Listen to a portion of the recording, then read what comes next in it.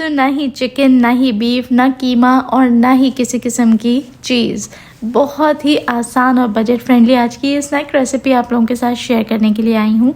आज हम बनाने जा रहे हैं वेज मैक्रोनी, लेकिन ये टेस्ट में इतनी ज़बरदस्त होगी कि किसी भी किस्म की मीट की आपको इसके अंदर ज़रूरत ही महसूस नहीं होगी। बच्चे तो बच्चे, बड़े भी इसे बहुत ही शौक से खाएंगे क्योंकि ये फ्लेवर्स की भरमार होती है। बिस्मिल्लाहिर्रहमानिर्रहीम, अस्सलाम वालेकुम and welcome back to my YouTube channel. मैं हूं सिद्रा और आज मैं आपके साथ शेयर करूंगी वेजिटेबल मैक्रोनी पास्ता की रेसिपी कंप्लीट टिप्स के साथ। चलें जी, रेसिपी शुरू कर लेते हैं। सबसे पहले हमें मैक्रोनी को बॉईल करना होता है। अगर तो मैक्रोनी आपसे बिल्कुल ही हप्पा बन जाती है, चिपक जाती है, खुल जाती है या फिर उसकी शेप मेंटेन नहीं रहती, तो आपने इसको बॉईल करने पे ख़ास ध्यान देना है। खुले बर्तन में हमेशा पानी को बॉईल करें। पानी गर्म हो जाए तो इसमें नमक ज़रूर ऐड करें ताकि पास्ता फीका ना रहे। और शुरू में ही आपने इसमें 1 से 2 टेबल स्पून कुकिंग ऑयल शामिल कर देना है।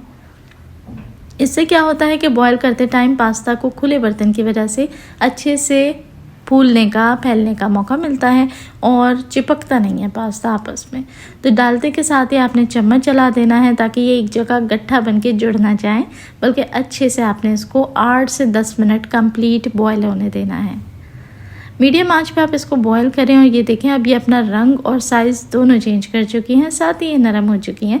तो कभी भी पास्ता को 100% बॉईल ना करें, अदरवाइज़ जब आप इसे बॉईल करने के बाद पकाएंगे, कुक करेंगे तो ये बिल्कुल टूट फूट जाएगा।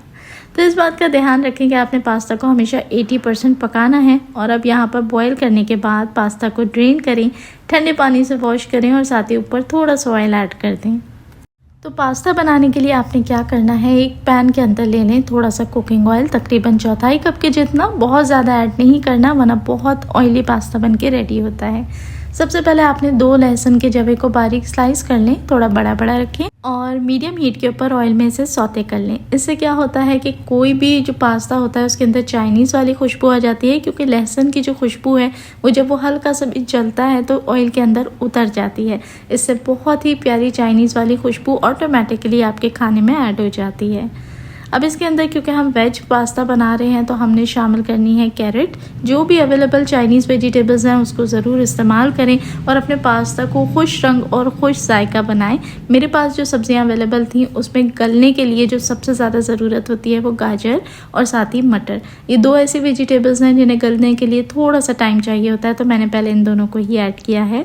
हल्का सा फ्राई कर लें और साथ ही 2 से 3 टेबल स्पून शामिल कर दें इसमें सोया सॉस।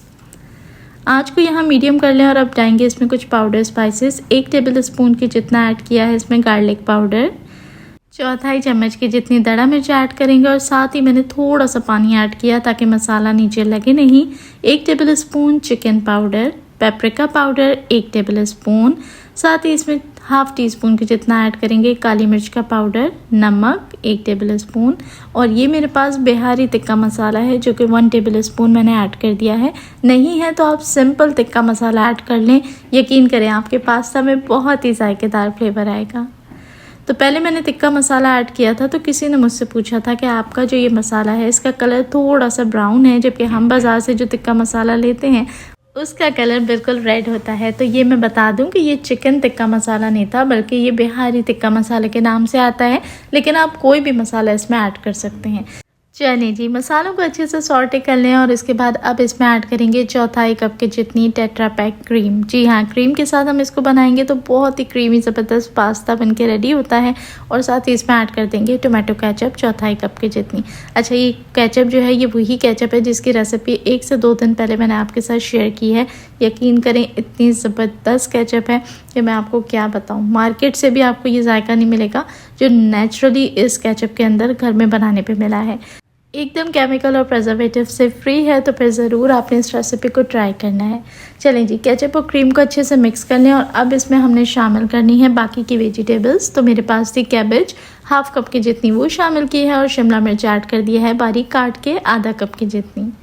अच्छे से इसे मैं मिक्स कर लूँगी और अब बारी आती है इसके अंदर कुछ लिक्विड ऐड करने की। तो विनेगर ऐड करेंगे 1/4 कप। जी हाँ, थोड़ा सा विनेगर हम ज़्यादा ऐड करते हैं ताकि सब्जियाँ फीकी ना रहे और जल्दी हल्का सा सॉफ्ट हो जाए, लेकिन उनका क्रंच बाकी रहे। चलें जी, अच्छे से विनेगर ऐड करने के बाद आपने बॉईल की हुई मैक्रोनी शामिल कर दी है इसके अंदर। और अब आप देख सकते हैं कि मैक्रोनी बॉईल होने के बाद भी बिल्कुल परफेक्ट है, कहीं से टूटी नहीं है, प्रेस नहीं हुई हुई।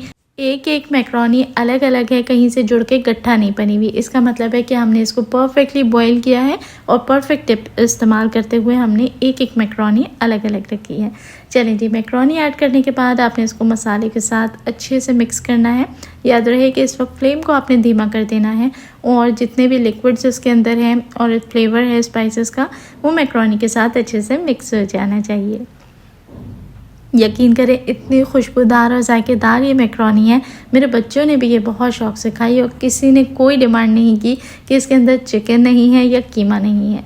बनाने के तरीका होना चाहिए, सब चीज़ें हम फ्लेवर्स को इस्तेमाल करते हुए बेहतरीन बना सकते हैं। चलें जी, कवर करेंगे इसे और दम लगा के 5 मिनट दम पे रखेंगे, ताकि जो 80% मैक्रोनी हमने कुक की थी वो अब 100% तक स्टीम में गल जाए। तो लीजिए, ढक्कन उठाया है, हमारी ज़बरदस्त सी मसाला मैक्रोनी बनके बिल्कुल से रेडी है। तो ज़रूर ट्राई करें इस रेसिपी को। 10 मिनट में बन जाने वाली रेसिपी है। शाम में बच्चों को भूख लगे, टी टाइम के तौर पे, या फिर बच्चों को लंच बॉक्स में भी दी जा सकती है। बहुत ही आसान है इसे बनाना, कम खर्च कम बजट में बन के रेडी हो जाती है।